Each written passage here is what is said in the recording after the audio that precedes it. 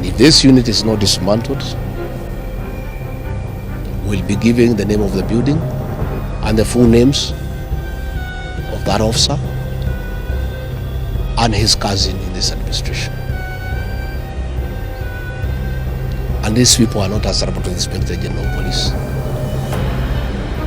Your guess is as good as mine as to who is the commander of that unit.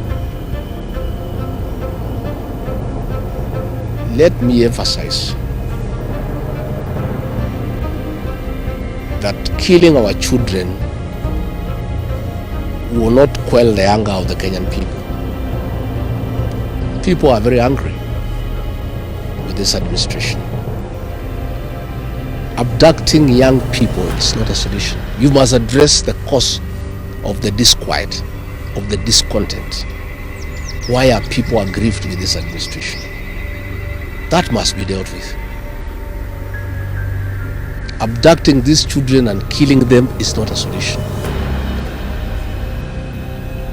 And I must remind my friend and brother, Dr. William Ruto, that since independence, no government has ever gone for children. This is the first administration in the history of this country to target children for repression and persecution. Even the colonial administration, brutal as it was, it never went for the children. And the question the president must address is simple. Why has everybody turned against you and the administration in only 2 years? That is what you need to interrogate instead of persecuting these children. Again, he must understand the law of nature. Nature abhors vacuum.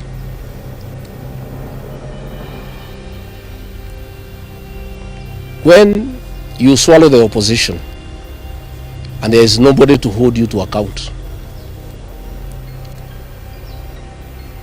when you capture parliament and other institutions of oversight, since nature abhors vacuum, other formations will emerge to oversight you and hold you to account.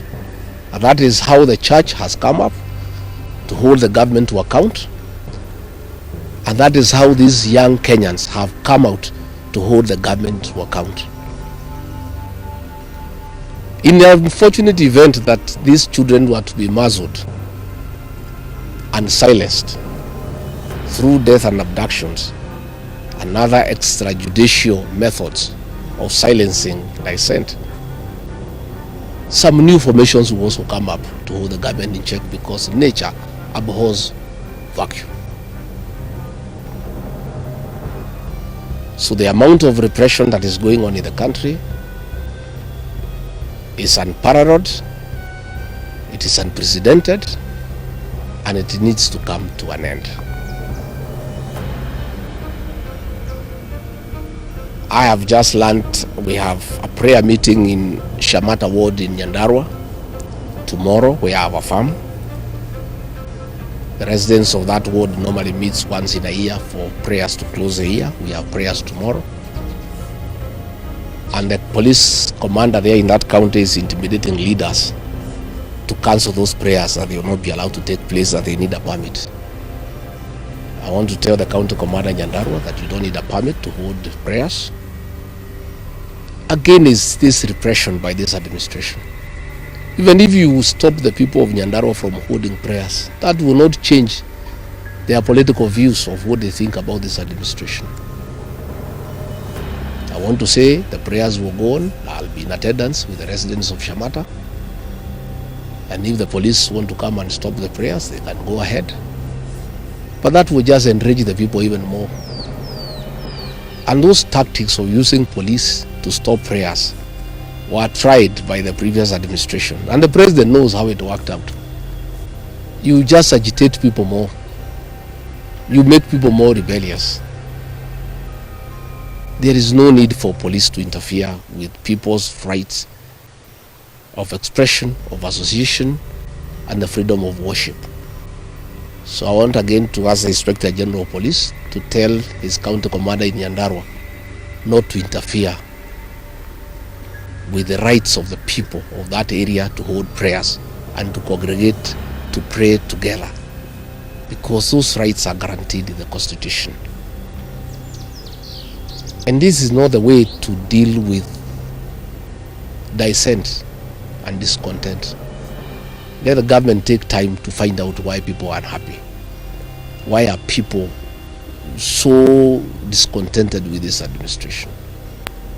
But try to stop people from meeting, from congregating will not solve any problem. It will just magnify an already bad situation. And I can tell them it will not work. It's an exercise in futility. So good people, I just wanted to make those remarks about abductions, and I can answer one or two questions if there is.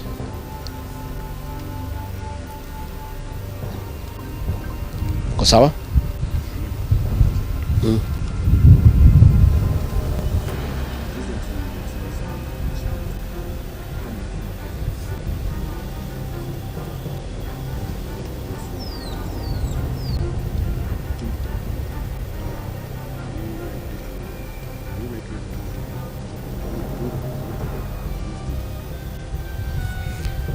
I don't know whether Uhuru is going to Ruto. I don't have such information. But I have said many times the people of this region don't follow leaders. It's leaders who follow the people. I don't follow anybody myself. I only follow the people. I have said I have very extensive consultations with the people of this region so that we decide what is our political destiny. That consultation is ongoing. It's going on. It's very extensive. It's very thorough. And it's what I'm doing here. When you walked in, I was having some consultation, and I continue to do so. I'll never follow anybody. I'll always follow the people. Yeah. Thank you very much. Asanteni sana. He also demands that Kenyans stop accusing the police of being behind what he refers to as alleged. Reports indicate 74 cases of enforcement.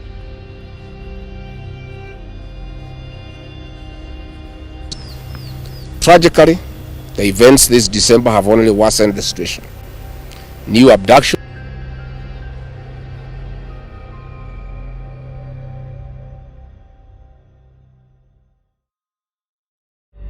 accountability raises an urgent and troubling question. Who is responsible for this abduction?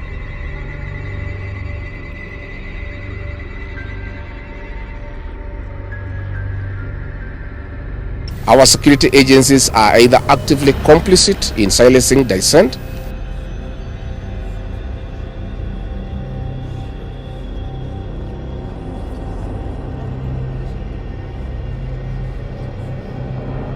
when I raised concerns about the dysfunctionality of the National Intelligence Service, I was accused of being in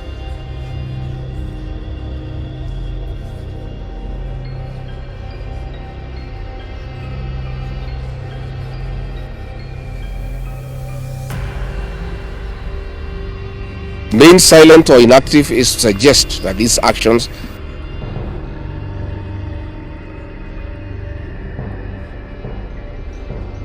among the victims is their criticism of the president and his administration. This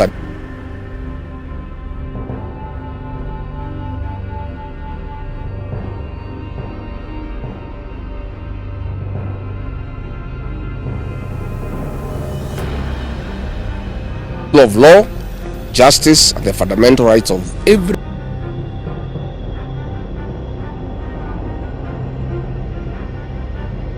demand accountability. This state of lawlessness must end. We also make an urgent appeal to all friends of this country, the media, the church,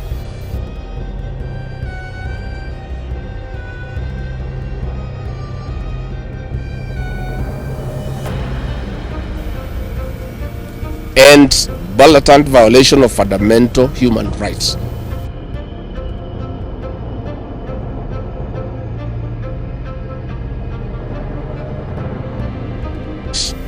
Pressure must be brought to bear on this administration to respect its constitutional obligations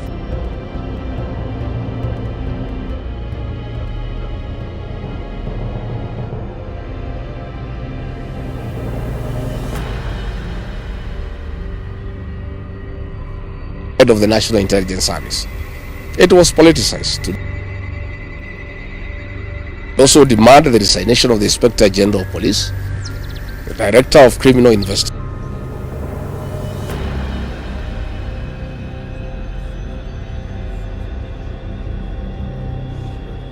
Kenyans. Meanwhile, the government must tell us what we are to do now that our security agencies have publicly stated